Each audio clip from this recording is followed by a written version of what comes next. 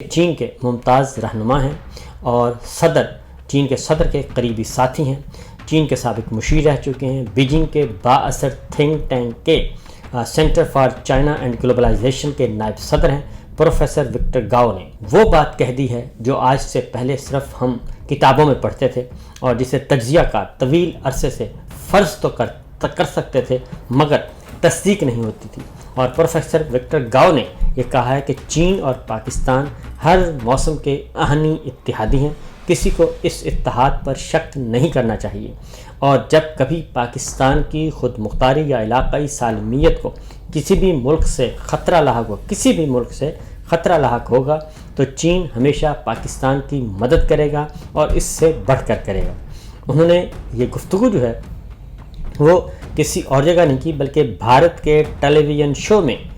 کی ہے اور معروف دفاعی تجزیہ کاروں کی موجودگی میں کی ہے، اور انہوں نے کہا ہے کہ اس میں کوئی ابہام نہیں ہونا چاہیے کہ کسی بھی ملک سے مراد بھارت، امریکہ یا کوئی بھی ملک ہو سکتا ہے جو پاکستان کے خلاف جارحیت کا ارادہ رکھتا ہو یا پاکستان کی سالمیت کو، پاکستان کی جغرافیائی حدود کو، پاکستان کی خود مختاری کو، اس کی سوورنٹی کو نقصان پہنچائے گا کسی بھی صورت میں، تو چائنا ہر صورت میں پاکستان کی ہر طرح سے مدد کرے گا۔ اور اس کے لیے انہوں نے یہ بھی کہا کہ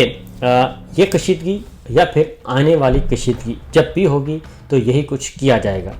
چین نے اس موقع پہ پہلگام حملے کی انہوں نے کہا کہ پہلے بھی کہا کہ شفاف تحقیقات ہونی چاہیے، اور اس سارے پروسیس میں چین ہمیشہ یہ کہتا رہا کہ جو پہلگام واقعے کی تفتیش ہونی چاہیے، تحقیق ہونی چاہیے، اور پاکستان کے موقف کی وہ تائید بھی کرتا رہا، لیکن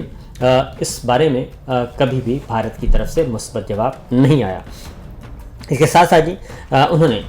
جو چین کے ماہر تھنک ٹینک ہیں انہوں نے کہا کہ بھارتی رد عمل جو ہے وہ بھی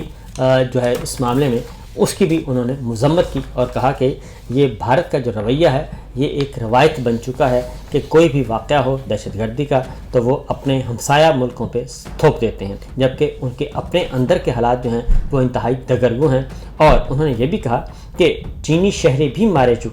جا چکے ہیں دہشت گردی کے واقعات میں پاکستان میں، لیکن ہم نے ہمیشہ مکمل تحقیقات کا مطالبہ کیا تاکہ معلوم ہو سکے کہ یہ کارروائی کون کر رہا ہے، کیونکہ پروفیسر گاؤ نے کہا کہ